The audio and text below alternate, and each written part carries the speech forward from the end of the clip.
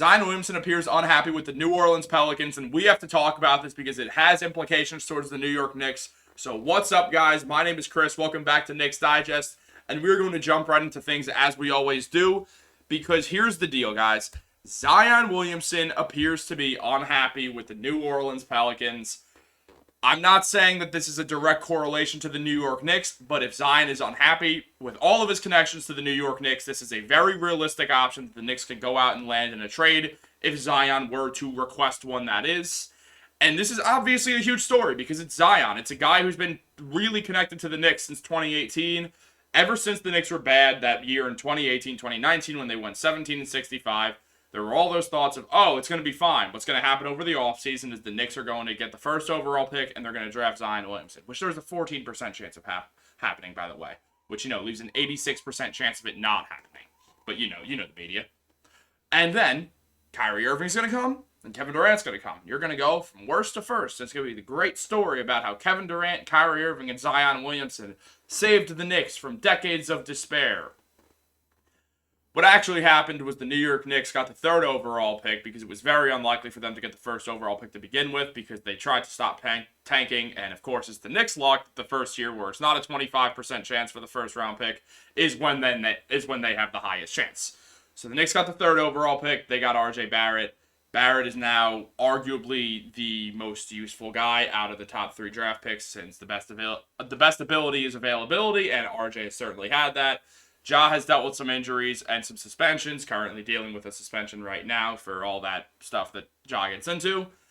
And then Zion Williamson has just never really had a healthy season outside of once or twice. And even so, in those healthy seasons, he's missing games. He's missed an entire season before. And he has, per 82 games, not counting this season, played in 28.5 games per season, which is horrible. That's really bad, and that's because of injuries. He's missed an entire season. His third year in the NBA, he did not play a single game due to injury. That he really has never just been able to stay healthy at all. He came into his rookie year late and then got hurt halfway through his campaign that had already began halfway through the season. There's been a lot of issues with Zion Williamson in his Pelicans tenure. It has not just been injuries. There have been reports like this before where maybe Zion's not the happiest to be in New Orleans. There was obviously that report way back in the day in 2019 when it said that Zion was quickly whisked out of the draft room after it was said that the Pelicans landed the pick, as Williamson and his camp wanted to go to the New York Knicks. If you go into Google and type up Zion Williamson whisked away, you will in fact find that. Let's take a look at what Zion said, though, just to break it down. Zion said that last year we had a team meeting and we brought up some things that I could do better, especially with buying into the program. Right now it's tough. I'm taking a little bit of a backseat right now. I'm trusting the process. I'm doing my best to buy in right now. Now, that doesn't sound too bad. It was that he had a bad energy when saying that. And essentially, it doesn't even sound that good. If you just look at it very briefly one more time, he's just talking about some things that he can do better, especially with buying into the program. And right now, it's tough because he's taking a back seat. What that is because the Brandon Ingram has been available more through their tenure together on the New Orleans Pelicans. And Brandon Ingram has blossomed. He's been an all-star. He's shown that he can score the ball at an elite level. He's got a pure scorer who can really get to anywhere on the floor and score from wherever. He absolutely is a spark plug. He can light up and just absolutely carry a team offensively with scoring when he has to. He is a tremendous player, and he has been healthier than Zion. And obviously, all of that has led to Zion becoming the second option for the Pelicans. And it's not just that Brandon Ingram is the first option when Zion's not there. He's the first option when Zion is there. As I just said, Zion is the second option for the Pelicans now. He doesn't seem too thrilled about that. And I mean, if you take a look at Zion in his career, he's never been a second option. On Duke, he was not the second option. R.J. Barrett was the second option. In high school, Zion did not go to a high-level high school, and even if he did, he would have been the first option. So Zion was obviously the first and probably only option for his high school team. We all saw those mixtapes where he's dunking on a bunch of kids. Zion is now in a new era where he is not going to be the first option unless he gets traded or unless something happens to Brandon Ingram, which let's hope it doesn't, because that would probably mean an injury, and no one wants to root for injuries. Unless Brandon Ingram were to get traded, but there's no way they're trading Brandon Ingram and not Zion Williamson. If you're trading Ingram, you're tanking.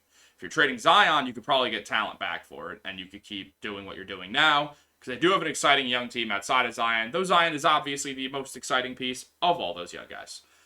Now, there's really the big question that we have to ask, though, which is why I'm making this video. I'm not just making it to talk about Zion and his Knicks connections. It's should the Knicks pursue Zion Williamson?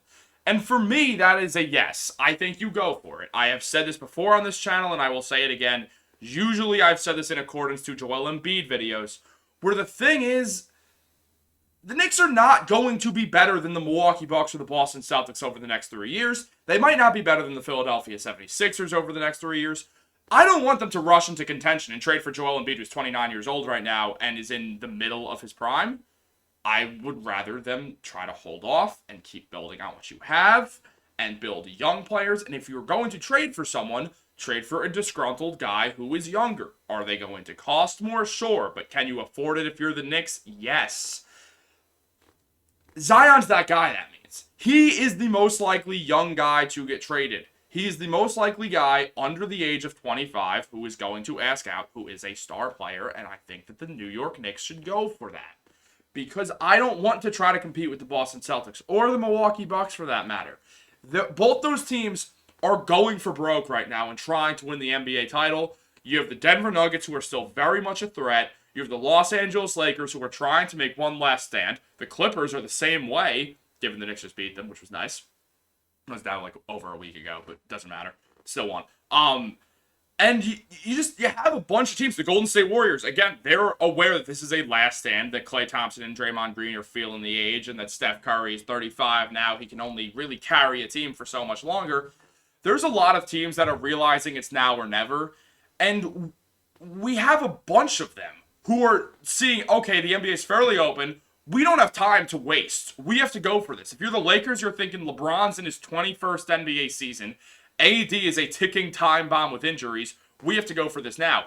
If you're the Bucks, you're thinking, okay, we just signed Giannis to an extension. But given he's 30, he has a lot of mileage on him already. He is a player based off of his athleticism, which puts a little bit of a ceiling on his prime and how long it may go, especially when he's been playing for so long. And now they have Damian Lillard, who's 33 years old, and they're like, okay, we need to capitalize on Lillard's age. We have to go for this title now. The Boston Celtics are thinking we have to go for a title now. We've just moved all the pieces. We've traded some younger guys away. We now have Drew Holiday, who's not young. He's probably at the tail end of his prime. Sure, Tatum and Brown are young. Porzingis isn't old.